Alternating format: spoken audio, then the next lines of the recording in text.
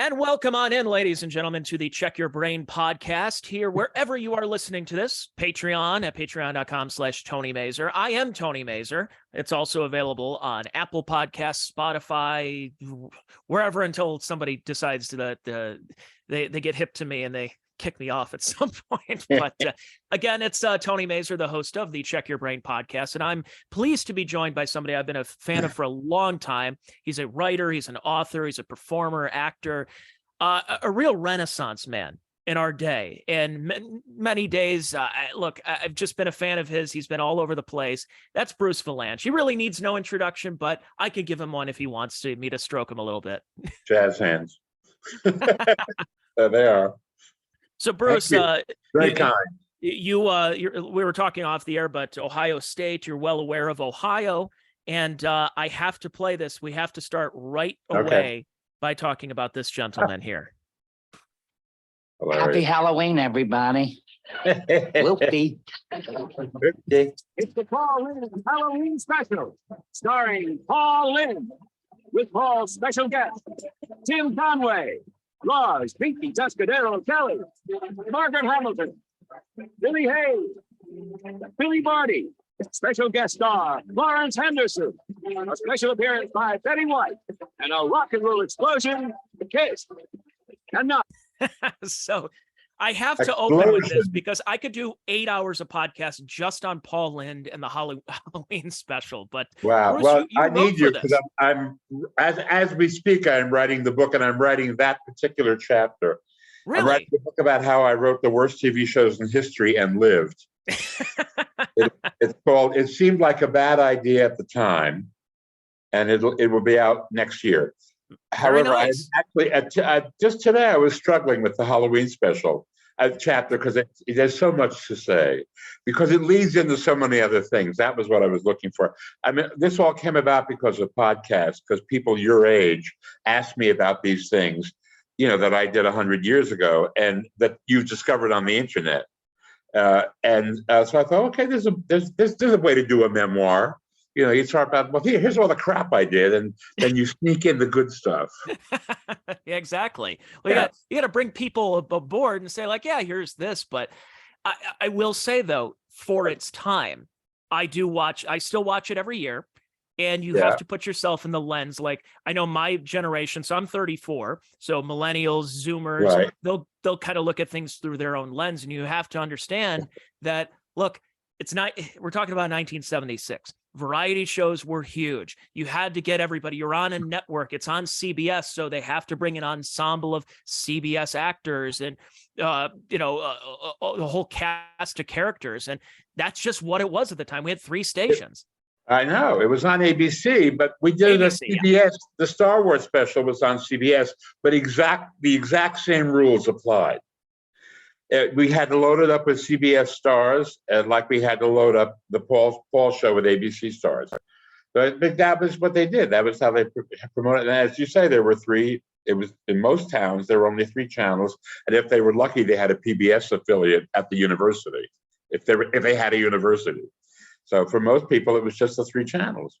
And in those days, you would see a lot of crossover, and they would try to get certain people on the air. And Paul Lynde was one of them. And I am, since I'm not too far from Mount Vernon, Ohio, where he's from, I have visited several times Paul Lynde's grave in Amity Cemetery in Mount Vernon, Ohio. Looks like he's giving us the finger, doesn't it? I've never seen that on a tombstone. It's like actively saying, "Oh, fuck you for coming here." What are you doing something else here? You'd rather be doing. But I've heard you talk about that, Bruce. Is that the fact that, and you wrote for Paul for a long time and wrote on Hollywood Squares and his specials, that Paul Lynde never considered himself to be that big of a star. He wished he could been a bigger star, but the fact that it's 2023 and we're still talking about Paul Lynde today, it would floor him. I frequently say that if he knew we were speaking about him 40 years later, he would be twirling around in his grave. He would be astonished, because he really didn't think he was that big, because he was on a game show that was his biggest thing. And of course, it led to a lot of other stuff. But the people he came up with on Broadway, Mel Brooks and Woody Allen, were huge movie stars, winning Academy Awards. And that was not him, and he was also a writer. I mean, they all started writing sketches for television, and he was writing sketches for Broadway revues, of which there were a lot back in the day. But he kind of stopped writing after a while and just was doing the performing. But he never created a thing. He was a flavor, and it's very difficult to make a flavor of something the lead. And so he was only the lead in plays that other people had done when he would do the summer stock productions of it, or when he was the host of a variety special, or of his own touring show, which he would load up with other performers. So he had a different kind of talent, but he stretched it as far as it could be stretched. Oh yeah. Well, I've seen the Paul Lynde show, and it had a big opening week, and I just think people did. Even in the 1970s, I think people could not think of Paul Lynde as being a husband and a father, especially when he would come home from work. The briefcase opens and the papers fly, and it's like, what do we got here? And he walks in, and it's like, hi, honey, how was your day? And it's like, oh, I could use a martini. And I'm like, I don't know how many people are buying that. No, because, well, listen, the funny part of it was he broke out in Bye Bye Birdie, playing exactly that, playing a harassed, but he was kind of a caricature of a Midwestern, Sweet Apple, Ohio father, and the part was written to his strong points, which were frustration and bitterness. Mm-hmm. And he played that well, but he was not the central character. He didn't carry the thing. He was a big component, but it was a story. It was about Albert. It was about Elvis Presley's manager and his girlfriend, who ran and his mother, and this was the subplot with the whole idea of the parents of the girl that was going to get kissed on Ed Sullivan. But when you put him at the center, absolutely, it didn't make any sense. You bring up a good point about that, because you had comedy acts and you had comedy writers. So you would watch the Marx Brothers and you realize that's not necessarily Groucho saying those great lines. That's S.J. Perelman. That's, you go through the whole laundry list of writers that they had. They all had writers. So, but you were getting to the 60s and the 70s when you had some of these performers, you had the Carlins and the Pryors who did write their own material. Right. And then, as you mentioned, with having Woody Allen and having Mel Brooks, that they wrote their material, it kind of ushered in a new Hollywood of people saying, look, you can't just be a performer. You have to be a little bit of both. And if you want to get your stuff on. I guess, I mean, I go back to, it's difficult to make a person who's that much of a caricature the central character in anything. I mean, especially on television, when generally even in sitcoms, the central character is usually a pretty standard issue or interesting, but is surrounded by crazy people, and that's the thing of their world. Mary Tyler Moore is surrounded by all of these crazy people, and she has to navigate her way through it. It's hard when the crazy person is the center of the thing. It just doesn't, it's not a dictate, but it doesn't really work a lot. I mean, there are examples where it does, but they're really few and far between. And I mean, I don't think it was a trend in Hollywood. I think that people, writers who wanted to be in control of their work, become directors. Oh yeah. And if their work is built around them, they become stars. And in television, it's the comedians like Jerry Seinfeld and Ray Romano and Kevin James and people who became big sitcom stars are pretty much everymanish. Yeah, that's what they did, is they plucked them out of the comedy clubs in those days. Yeah. Although I was surprised Roseanne had a very long career based on, she was kind of an antic character as well. Yeah, she was, but there were the people around her. Sister Jackie was the crazy one. Yes. And so it was very well calibrated. That was the best written show, I think, the best written comedy show ever. And the current one, The Conners, is just as good. It's really, really well written. And it's also written, the only thing on television I can think of that's written from the point of view of working class people. Yeah, And well, that's what fit, especially, and you've seen it from going to school in Ohio and being all kind of around the Midwest, is you see that it reached people. Brett Butler reached people. Yeah, it was that working feeling of, even though it's filmed in a lot in Studio City or in Burbank, but it still had that feeling of, this is what Middle America represents. Even Married with Children, to a certain extent, had that feeling too. Yeah, well, that was an extreme, I mean, everybody on this show was extreme.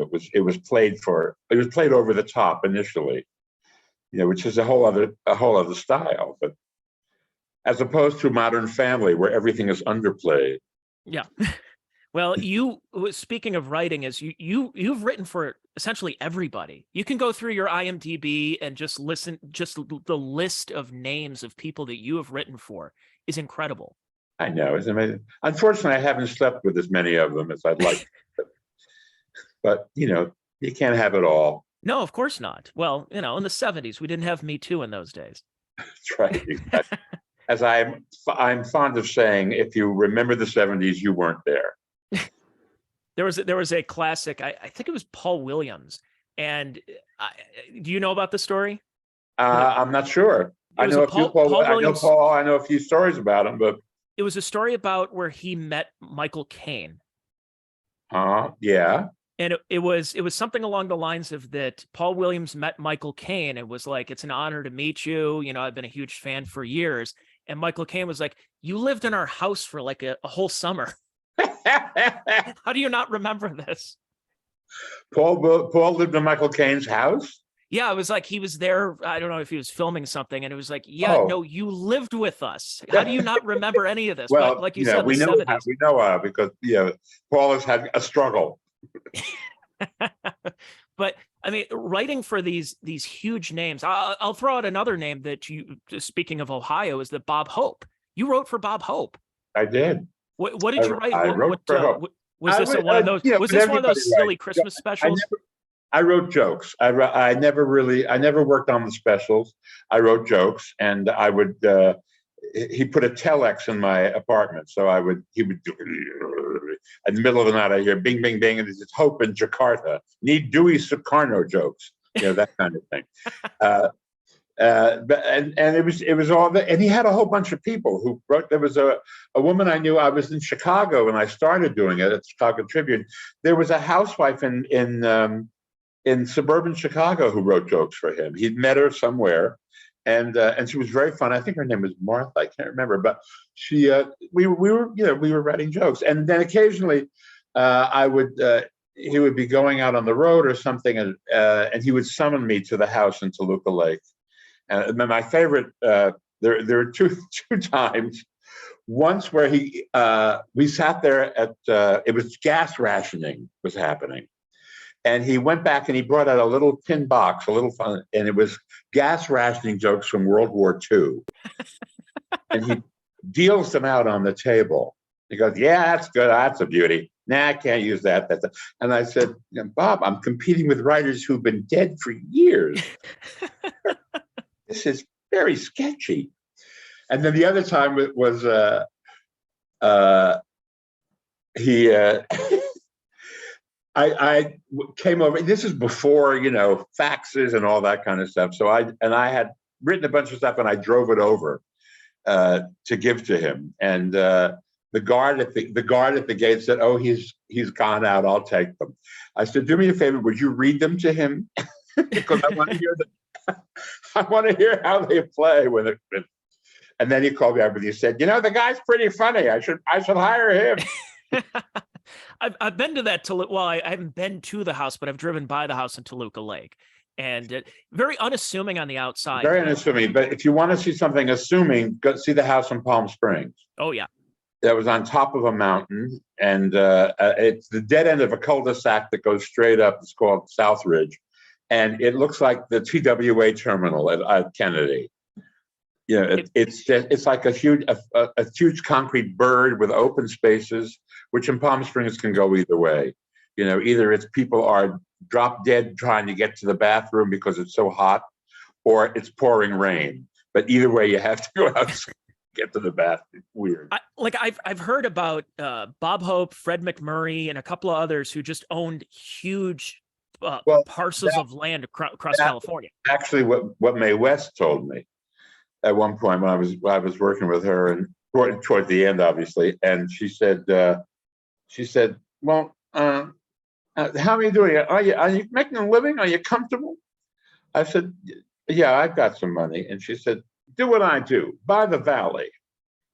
I said, "What do you mean buy the valley?" She said, "That's what we did. Hope, McMurray, and I, we bought the San Fernando Valley. It was all orange groves. And we divided it up, and each of us took a third of it. We developed it." Wow. and yet Dolores would be at a Ralph's paying with coupons for. Well, there you go. She was a devout Catholic woman, so she did what she had to do. Oh yes. Well, I've heard a Mae West. Speaking of Mae West story, I heard I don't know if this is true. This is a Jackie Martling story. He said that he talked to Steve Rossi of Allen and Rossi with Marty Allen, and that Mae West performed some oral favors on him, and he put his, as she's down on her knees, Steve Rossi puts his hand on like her head, like, all right, this is what you're supposed to do, and her wig fell off. And the story is that Steve Rossi was like, "Well, I guess this is show business." Well, I couldn't. I know I met him once. I knew Marty really well, but I met him once, and it could happen. The idea of Mae West getting to her knees is difficult, and almost as difficult as the idea of her getting up from her knees. So I'm not sure about that, but and also, I mean, she had a type, and Steve Rossi was not the type. I mean, she liked big muscle guys, but she liked black guys. She liked, she would go down. She would always have a chauffeur. It was always a great looking black guy, and that several of them were boxers. They were professional boxers, and she was kind of hot for them, and she would hire them to be her chauffeur because that was the only way they could get into her apartment building. Oh, okay. If they were carrying packages or something for her. Otherwise, I mean, you did not have black guests in that building. No. So, yeah, I mean, those were the days. So, I don't know. I mean, I don't know. Is Steve Rossi still with us? No, he passed away. I think he passed away before Marty Allen. I think it's a great story. I mean, he might be telling it about Clifton Webb and not Mae West, but I don't know. I don't know. Goodbye, dear. So it all blends after a while. What can I tell you? Well, so in the 70s is when a lot of people started seeing your name pop up in credits and everything, and you're now writing for the golden age of you're writing for the present day, but also those golden age, like we mentioned about Bob Hope, we mentioned Mae West, and you also wrote for George Burns. Was Jack Benny one of them, right? I didn't write. I knew Jack Benny slightly, but I didn't write for him. No. Okay. I did write for George. But what was it like? I mean, I know it's kind of an easy question. It's kind of It was mostly remembering because I, a student of all of that stuff, and so I would have breakfast with him, and I would remind him of things that he had done because we would be plugging things into his routine because he worked until he was like 100, playing Vegas and doing a lot of benefits and stuff. And so I would say, yeah, there was this joke about that. Oh, yeah, we did that. I remember I was in Cleveland with Gracie. We were pairing with Fink's Mules. That was an act. Fink's Mules. And he would start telling me about that. And I said, you should just talk about this. You don't even need jokes. But we had great jokes. We had the Pointer Sisters opened for him at one point. And we had a joke. The stage manager came to me and said, George, there is a hole in the wall between your dressing room and the Pointer Sisters dressing room, and we would like to plug it up. And George, let them look.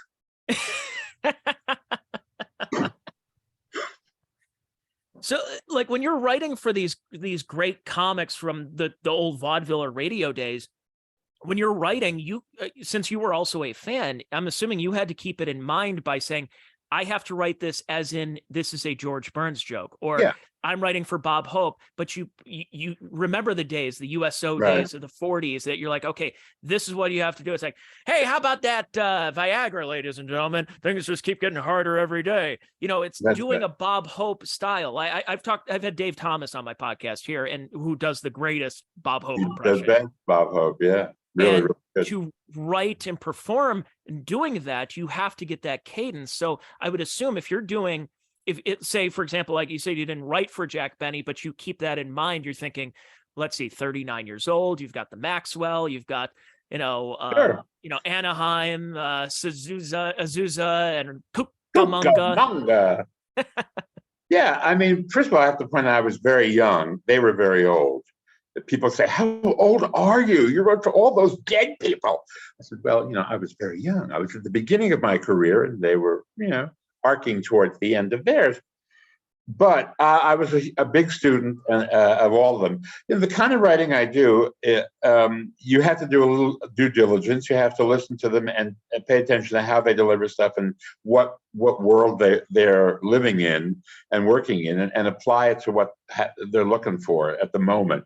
And I would say being a playwright or a screenwriter is much more difficult because you have to come up with those characters yourself and write them. They hand me a character, they hand me a persona that I get to tell. It's kind of like, Cher walks in the room and Bob Mackie knows the figure he's dealing with. He's not going to give her the same thing he would give Lizzo. They come in with who they are. The problem has always been on award shows and things like that, when you have someone like Keanu Reeves who doesn't have a stage persona. He's John Wick, or he's Bill and Ted, or he does. Who is he? You've never seen Keanu Reeves live, unless he's fronting, or maybe he fronts a rock band, like Johnny Depp. But it's used to. But it's that's much more difficult, and so you have to just write specifically for the moment. But when a comedian comes in, someone who's got such a strong personality. Groucho would be a great example. And Paul's a great example, because with Paul, it's basically one line, and he could make any line funny just by his delivery. In the Halloween special, my favorite thing is when he says, "But get with your little dog, Toto." Who gets a laugh on Toto? But they were banned for years. They never got a laugh saying their name, But Paul can get a laugh on it just because of the way he said, says stuff. Well, even in those days, you had, in the 70s, you had Art Matrano, who was known for doing that da da da da da da. Yeah, right. Yeah. That, or you had Billy Saluga, who did the "You Can Call Me Ray." So that was their signature thing. And the sad part is they really were funny, and you don't remember anything else they did. Yeah. Because the signature was so strong. Well, Art Matrano, of course, was one of the stars of Joni Loves Chachi. Well, who could forget that? Other than Joni and Chachi, both of whom have forgotten it. Who could forget it? But you mentioned that. Now we could segue to the award shows, because yes. I've talked to John Biner, and back in the days where you had those, you would have an impressionist, and they would talk about somebody from back in the day and said, and here's John Wayne, he would sound something like this, right? Or Yeah. Humphrey Bogart. And today's stars don't have that that distinct personality. If we're still going back to the well of Arnold Schwarzenegger and Jack Nicholson, even I know, to this day. it's true. Rich Little is still playing Vegas. He's at the Tropicana every night, and he's doing Richard Nixon and Johnny Carson and Paul Lynde and a whole bunch of people who've long since shuffled off their mortal coil. And I'm assuming his audience is older, and they get all of those things. But it's true, they aren't as distinctive now. Even the drag queens, they're still doing Judy Garland because she's doable, and they have distinctive voices like Katharine Hepburn and Betty Davis and Marlene Dietrich and Tallulah Bankhead. They had very distinctive deliveries, but you have to explain who they are some of the times. because do Julia Roberts, do Nicole Kidman, I mean, do Robert Downey Jr., do The Rock. I mean, these are big stars now. So how do you come out and do Hugh Jackman? I mean, you can do Wolverine, I suppose. You can do some of those characters which are so distinctive, but it's true. There isn't that the era of that personality performer has gone away. But there was a lot of that was a lot of because the times were more innocent. We were not all connected. I mean, when you consider that Esther Williams and Carmen Miranda and Sonia Henney were huge movie stars, one swam, one skated, and the other was like Charo is now. I mean, because the American public had never seen anything like that. Who was the bubble lady? Well, the Sally Rand. Yeah, Sally Rand. That's it. She did a fan dance and a bubble dance. And then there was Lily St. Cyr who did her whole act in a bathtub with bubbles and almost showing herself, but there were always bubbles around. Yeah, but they were burlesque acts. They were, that was another school. But it really has to be, since you wrote or head writer of the Oscars for what 25 years. Yeah. And of course, your first Oscars was the most notorious one, right? Yes, indeed. Rob Lowe, Proud Mary. So that was the infamous '89 Oscars where, what was that process like? And you're dealing with Rob Lowe again, is somebody that he's been in a lot of things, handsome guy, but not many people are going to say, "Here, I'm going to do a good Rob Lowe impression." There you go. It would be maybe of the sex tape. That would be a great impression.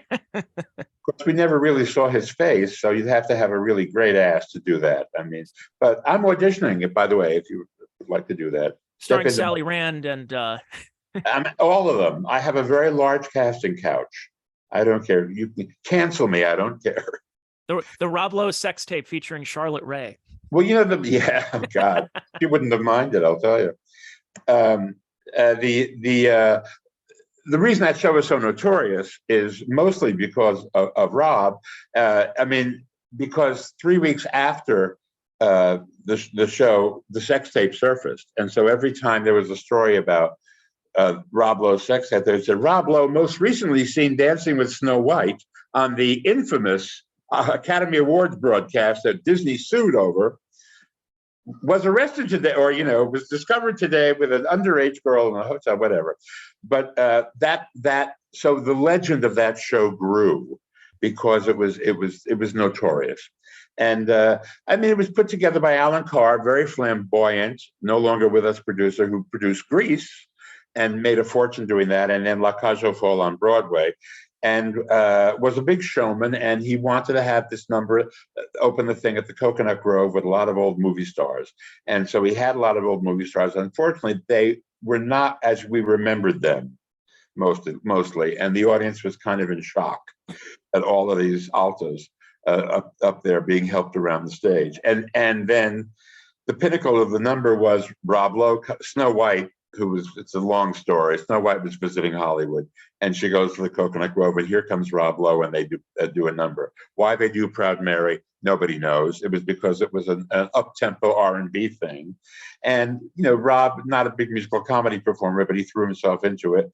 And it was, as I said, it was no worse than any other Academy Award number. The year before, Terry Garr had gone on an airplane wing singing Flying Down to Rio. And that was terrible, but Rio didn't sue. Disney sued. So that elevated the thing or de-elevated it, one or the other. Well, you watch, I go back in time, I'll watch some of the old Oscars. And I think it was the 75 Oscars where Bob Hope opens the show by saying, it's Academy Awards, or as I call it in my house, Passover.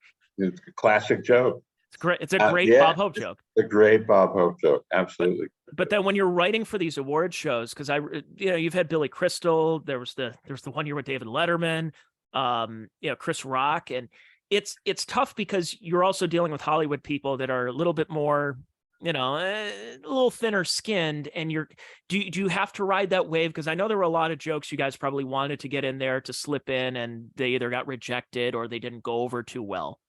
Oh, like, yeah. How did that go?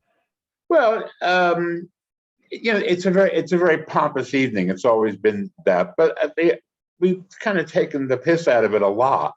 And there are a lot of jokes that the problem is that, you have a room full of industry insiders, and you want to make jokes about that. And you're not exactly sure how far those will travel. But we discovered that thanks to the Wall Street, when the studios all became owned by multinationals, then suddenly they were on the front page of the Wall Street Journal, and everybody kind of knew who the players were. Who had never really known, aside from the big mogul names, they'd never known nobody. I mean, Mike Ovitz was a punchline because everybody knew who he was at the time. He was the guy who had started CAA, who was now running Disney and failing upwards. So that was a legitimate joke. But most of the time, you just have to tread a line. You have to realize you're entertaining the audience at home as well as the audience in the theater. And the biggest problem with the Oscars is not that so much. It's that there are only 4 acting awards.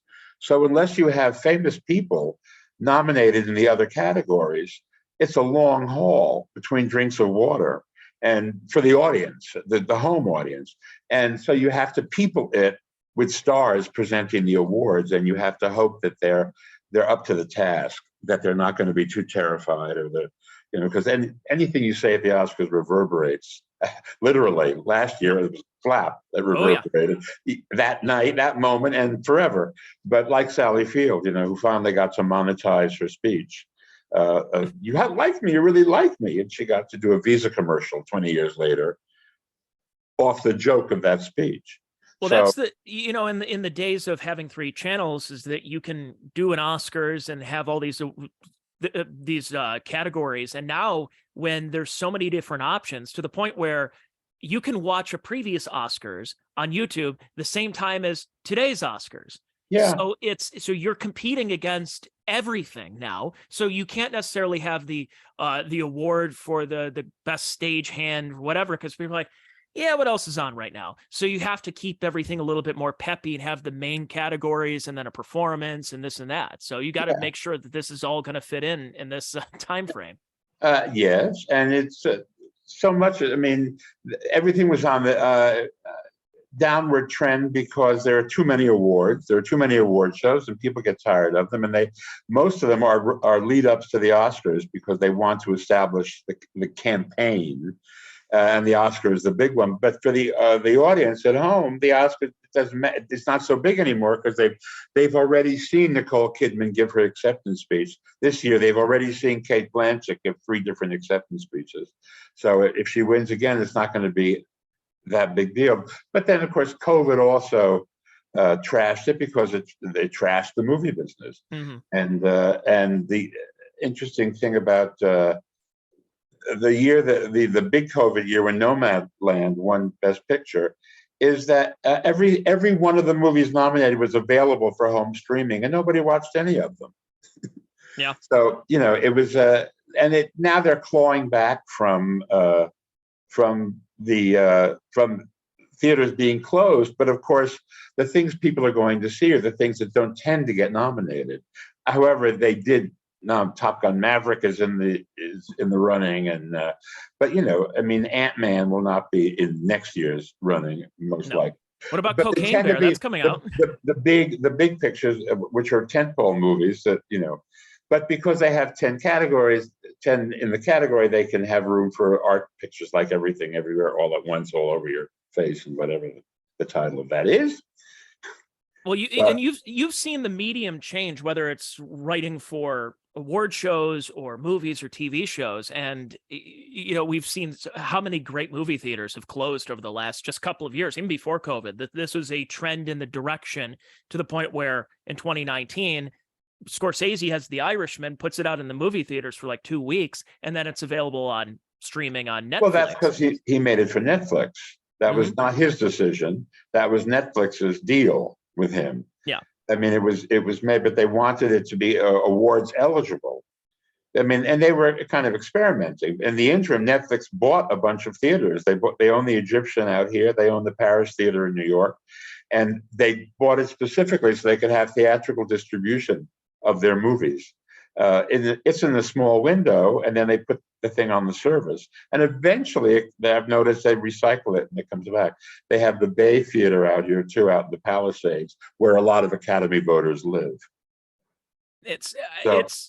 Things are changing so much to the point where a movie that, you could make a movie or maybe even a sequel are now becoming TV shows. And it starts getting to the point where these 12 episode TV shows where you get to about episode 6 through 9, you're like, this is kind of filler. They're just trying to get the episodes going. And then it starts to crescendo towards the end to, all right, I'm hooked for the next season. When's it going to be available? Oh, a year and a half from now. Great.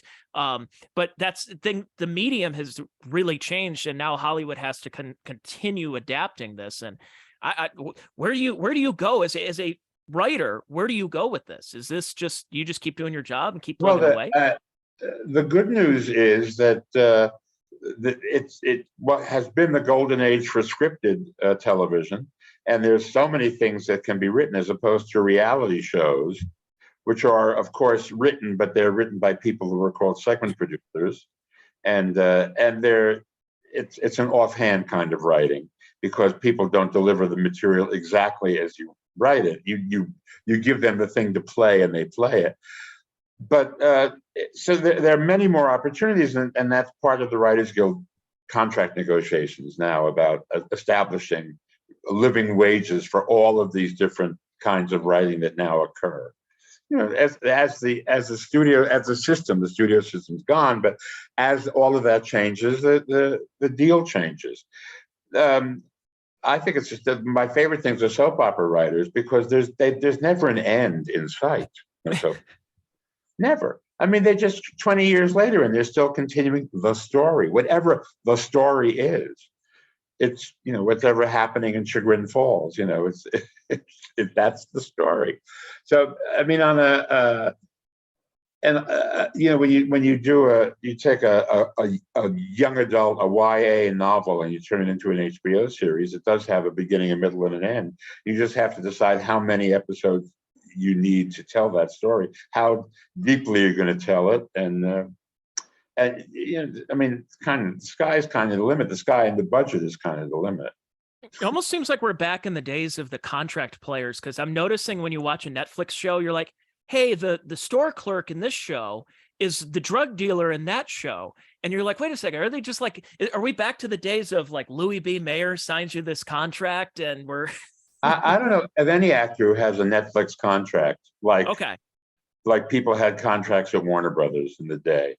I think that the casting people like certain people, and filmmakers watch each other's work and they know who people are. And so when they're brought up as potentials, they say, yeah, let's bring him in and let's see how that works. So I don't think I don't see anybody. I mean, that would be, you don't need it. I mean, to have a stable of people who you have to supply with work. That was the thing about those contracts is you went from one picture to, you guaranteed them so many pictures a year. But, that was then. Or like the Brill Building, and, you just go in from 9 to 5 and you start writing songs for that's right, yeah, everybody. For whoever was publishing you. So you mentioned Chagrin Falls, good segue. About so Tim Conway. Yeah. My grandma was from Chagrin Falls. I proposed to my now wife in Chagrin Falls, right by the falls. And so was Tim Conway, was he one of the easiest? I'm going to throw you another softball. Who are some of the easiest people to write for? Where it's just like, oh, I know exactly what I can do. I know what's a good laugh line. And who is somebody that would be a little bit more difficult where you're like, all right, I'm going to have a couple of cups of coffee, maybe a little toots magoots and stay up tonight. Well, George Carlin, because he was so smart and wrote everything for himself. And I worked with him on television stuff, but they were more. I mean, the difficult ones, as I said, were the ones who didn't have a persona. If somebody has a persona and you can dive into that, latch onto it, it kind of comes because if you're paying close enough attention, you know their rhythm. So it's not hard to write for them. I mean, it may be hard to write for a specific audience, a task. I mean, when George Burns would do we once had to go to Cleveland to the sanitation workers dinner. It was a favor. Somebody had dropped out and he was doing it as a favor. I forget who was, somebody had gotten sick and couldn't do it. And so he was doing it and they flew him in. And the sanitation workers of Cleveland, there were many of them named Nunzio. Of course. And they ruled the garbage with a firm hand. And so, we got off the plane thinking, oh my God, we walked into the Cosa Nostra reunion. The Feast of San Gennaro. And they were honoring somebody, and you had to, you didn't want to make the wrong joke about him, but you had to personalize it, so that was difficult because it was kind of like a minefield.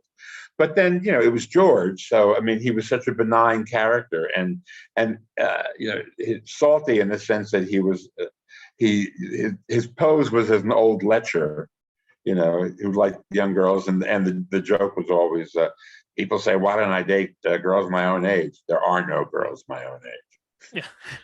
They're all dead. Pull out the cigar and. Yeah, right. Exactly. So he had to navigate around all of that. So that would be difficult. It's more, I'll tell you, the situation is what makes things difficult. It's not the performer unless you're trying to make Michelle Pfeiffer funny. Yeah. I mean, Michelle Pfeiffer presenting an award, it's just, white gold, glamour, so gorgeous. And she doesn't need, if she can do one sort of caustic line, that would be fun, but you don't want to mess up with it, so you just write something that's elegant, that isn't funny. Although that first Oscar show, she came out with Dennis Quaid. She was nominated for Dangerous Liaisons, and he had just played Jerry Lee Lewis at Great Balls of Fire and was not nominated and was very pissed off and had enjoyed a cocktail.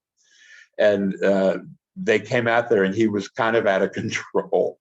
And she was kind of, giving him stink eye big time. And they just sort of, I mean, there was nothing they could talk about. So that, I think the dialogue was about the category, but it wasn't even funny. It was just like, let's get on with it. But he was having none of it. He was having a hard time with it. If I ever met Dennis Quaid, because I know he performs, he's a singer-songwriter now.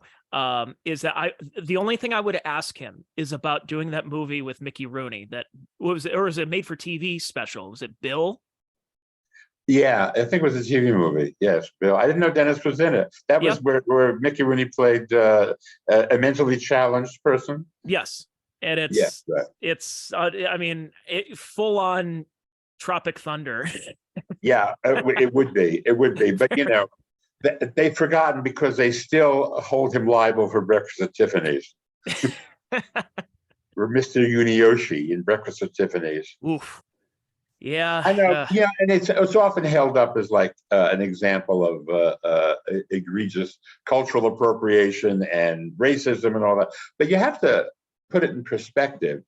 It was 15 years after World War II ended, which was not a long time, and it was before everybody was eating sushi.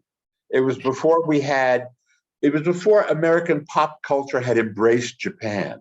Yeah. I mean, there were a couple of things like Sayonara that were stories about the American occupation in Japan. And so the Japanese, were still considered legitimate objects of fun. Whether this is good for the world or not is another issue. But in the context of the time, it wasn't so incendiary. And it was Mickey Rooney, who everybody knew was a physical comic. So he was just doing another physical comic routine, and people were doing them all. Buddy Hackett was doing a Chinese restaurant routine that was on Ned Sullivan all the time. So you have to, of course, John Wayne and the Conqueror. Yeah. Oh well, that's brilliant though. You're beautiful in your wrath, he says to Susan Hayward. God. Well, and at Gilligan's Island, like then you got to the 60s where it's like, well, we need some natives. We need some native people. We're like, all right, well, this guy's Sicilian. Can you play an Indian? Hey, Larry Storch, can you play? Well, Rita Moreno is very fond of saying that she played everybody but a Puerto Rican. I mean, she played every kind of ethnicity because she was exotic. She played a Thai princess in The King and I. So I mean, there you go. That's in those days. But then there's also people who are universally beloved, and that's Dolly Parton. And brings me to who's only played Dolly Parton. Oh, yes. And every role she plays is a variation, but she's a traditional movie star. She's not going to get too away from her own persona. And why should she? No, of course. Well, talk about that musical. So you helped write this. Well, I have I've written a musical it's about a guy. It's a very small show about a guy. It happened during COVID. He is a washed up, a gay comic. He's like 40, turning 40, and he's never happened. He's working at a comedy club in New York, and the club closes. COVID happens, and his relationship breaks up, and he has to quarantine in the attic of his parents' home in Longview, Texas, where he has an intimate relationship with his imaginary friend, Dolly Parton. She comes off of a poster that he's had for years in his room. So we wrote it on a grant, on a PPP grant that happened during COVID for a theater in Florida. They loved it, and we did a Zoom of it, and they loved it. And so I had to go to Dolly and get the music rights, and I thought she would shoot it down because it's not her brand. And she loved it, and now she's our partner. And we've done 4 productions of it around the country, and we're unveiling it May 17th in Nashville, where she will appear and give it her papal blessing. And it's called Here You Come Again. Sounds like a porno, but isn't. The subtitle is How Dolly Saved My Life in 12 Easy Songs, and it's her catalog. It's all catalog Dolly songs. Some all the big hits, and some that you're amazed that she wrote. And it's been great. We did it in Delaware and Texas and Florida and Pittsburgh. So now Nashville, and then we'll see what happens. We're going to do it at Goodspeed in Connecticut next summer, and soon we'll probably come to Ohio. Yeah, I would love to check that out at some point. Even if I have to travel for it, I'm happy with that. I'd like to see it, especially Dolly Parton is America's. That's what they said when Betty White passed away. They said, "Oh, who's America's sweetheart? Is it Henry Winkler? Is it Dolly Parton?" And I'm like, "Look, we're all getting it wrong. We all know it's Ted Kaczynski." Well, I'm a comic. That's what just. I was about to say, there's a cult. Now we need a musical written about Ted Kaczynski. Yeah, I think so. I think you should call Lin-Manuel Miranda. He can collaborate with Andrew Lloyd Webber, and you'll have all the Broadway you want. Just read the manifesto. That's right. Just read it. That's it. It's the one set. It's like it's a Unabomber cabin, right? One set, a lot of pretty mountains behind it, a goat. See, I love this. We're just spitballing, and then in 5 years, you're like, what is this? What is this Unabomber? It's on Broadway. It's a comedy. What's going on here? It's a little off Broadway. It's really off Broadway, but 30 years ago? About 30 years ago, somebody made a musical out of Titanic. And it was a Broadway hit. It won the Tony, and it's being revived now. And thanks partially to the movie, which is 25 years ago already, it's also being revived. But a musical of Titanic, a musical. Unless you make it like a musical in a musical, like the producers, like Springtime for Hitler, is that you do like a Lionel Bard, who wrote Oliver, which was a gigantic hit, the musical of Oliver Twist. One of his other shows that was in London that never came over, it was called Blitz! ! And Blitz was all about a bunch of people in a bomb shelter in London during World War II. It was very big in London, and no one thought it would work in this country, and they were probably correct. Well, I'm noticing this trend when it comes to musical theaters that back in the day we had whether it's Grease, West Side Story, that it was the play, then it becomes a movie. Now we became movies that turn into plays. Now we have like just a concept of something that turns into a musical now, like American Idiot, the Green Day. The sad part is, musicals have never been original. Most of them are based on something else, a play or a book. And then, of course, the trend came to be based them on movies because there was a brand. And Broadway became a real estate business where brands were felt like easier to sell than originals. And now people are afraid to write music for Broadway, so they do catalog shows like the one I've done. I mean, it's because it's easier to plug in a story. Mamma Mia is gigantic using the ABBA catalog, and so you see shows. There's a Britney Spears show coming in. There's a Neil Diamond show that's now on Broadway. There's a Sinatra show. There are a whole bunch of jukebox musicals coming in because the music is easier for people to deal with and to have to deal with the original score. And the irony is, the biggest hits on Broadway in the last 20 years have been original shows. Hamilton, Book of Mormon. I mean, they're gigantic and they are totally original. I mean, Book of Mormon is, South Park essentially, but they are original in and of themselves. Even Wicked, which is a take on The Wizard of Oz and has been running for 150 years. So if they would look and they go, people do want to see something that they haven't seen before, with music that they haven't heard before. There is that hunger. So, yeah. Well, otherwise, every school production is going to continue doing Rent, exactly. or Grease, or they do the cleaned up version of Rent and of Avenue Q. Oh yes. Because the adult stuff is too much for the high schools to do, but they do them anyway. Yeah, it's like, let's see, we're going to do Avenue Q, but we can't do, let's see, the internet is for porn. We can't do everyone's a little bit racist, and we can't do that. Right. There is a version. I mean, my friends wrote it, and I've actually seen it because a friend's kid was in a production of it, and we went to see it. And it's cute. It's cute, but it's not so much a parody of Sesame Street as it is an episode of Sesame Street. Yeah, it's Avenue G. Yeah, right, exactly. Not even Avenue PG. Avenue G. Well, but Bruce, I've always thought that the reason West Side Story, has lived forever is because everybody has done it in high school. Yeah, I think so too. Everybody knows West Side Story because, and now, of course, you can't do it unless you have a whole lot of Puerto Ricans in school, because God forbid you should have anybody playing something that they aren't, or doing what we used to call acting. I played Chino. I was Chino in my West Side Story production, and I dyed my hair black. And this was during the days of when goth was really big, and everyone's like, "Are you going over the dark side, Tony?" And I'm like, "No, well, yes, my hair, but I'm in a play. I'm method acting." It's true. Very good. So, Bruce, this has been fantastic. I really appreciate you doing this. Before you go, before we wrap it up, you have to tell our audience the David Niven story. Oh my God. The phone story.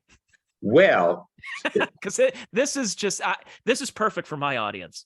All right. Really? Okay, cool. Well, I hope they know who everybody is. But David Niven was a young contract player who came over from England, and he became Sir David Niven. And you know him. Do I have to explain? From Around the World in 80 Days, and Pink he won pictures called Separate Tables. But he was the epitome of debonair English gentleman. I mean, Hugh Grant, Hugh Grant 30s style. And Joan Crawford was a big star at Metro, and she was quite wild. She enjoyed a beverage, and so he had to take her out because all the new guys at Metro had to escort Joan Crawford someplace because she had quite a libido, and so they went out. They after whatever they had to go to, a premiere, whatever it was, they went back to her house to drop her off, and she said, "Oh, it's pouring, it's raining, pouring cats and dogs. Come inside, we'll have a drink." So he couldn't say no, so he goes inside and he says, "Look, if I'm going to be late, I have to call the people I'm staying with because I have to tell them I'm going to be late." She said, "Well, the phone's over there." And she said, I'll just go upstairs and change." And she had one of those staircases that kind of curved around. And back in the day, people had telephone rooms because there weren't extensions all over the house. There were, but there would be a telephone right where generally the butler would answer the phone or something. It would be in the front hall. And the phone was right there in the curve of the staircase. And so Niven went over and he's dialing and he's waiting for the phone. He's waiting for the phone and he's noticing that there's dripping. There's the rain puddle is forming at his feet because the rain is apparently she has a leak in the roof. And he looks up to see where the leak is, and she is naked, straddling the banister, and she's peeing. And he thought to himself, "Welcome to Hollywood." It's now, like Rossi and Mae West. This is a story that was told to me by his son, David Niven Jr., many years ago, and he told it to a lot of people. So, I mean, there's a hardcore Joan Crawford fans who get very annoyed, because they're all cineasts and they like her, and they think that Christina Crawford trashed her for life, and her daughter with the book and all that stuff. And then the Faye Dunaway movie. It's a long and sordid, and it doesn't stop because they did the Betty Davis and Joan Crawford thing. Ryan Murphy did on FX. Mm-hmm. Huge Betty and Joan. So the Joan Crawford, her persona will live forever, and if she thought that it was living forever because of this, she would kill herself. I'm sure she would just go nuts. Yeah, I mean, David Niven. I mean, that's something. If he wasn't as great of an actor, I mean, that'd been something to be known for. It's like, he was a big movie star, but I mean, he was really a big movie star. Mm-hmm. But this was when he was, starting out. He was a little wet behind the ears. Yeah, but a lot of people. I mean, Lee Majors has a great Joan Crawford story because his first movie was with her. I think it was one of her, after Baby Jane, I think it was Straight Jacket, maybe, or Pandemonium, one of those movies, or not Pandemonium, there was another, Possessed. She did a couple of horror movies where she was like the crazy lady. I think she was the ringmaster of a circus. Anyway, he has a great story, but I'll let him tell it. Well, stay tuned. No, I'll. Yeah. Well, Bruce, again, thank you so much for doing this. Plugs. Sure. I know you're working on your book. You said that's going to be available. That'll be next year. Look for it and buy it. Yeah, well, I will definitely be one of the first to buy it, and I'll have to have you back on. We'll talk more about some stories we didn't get to. That'd be great. But Bruce Vilanch, thank you so much for doing the Check Your Brain podcast and talking to me. It's been a real pleasure. I've done that. Where is my brain? I forgot the check. That's the problem. I can't. Exactly. Yeah. So did I, apparently. Really? Thank you. Bruce, thank you again. I appreciate it. And thank you for listening to the Check Your Brain podcast, everybody. Here, wherever you're listening to this, my name is Tony Mazur.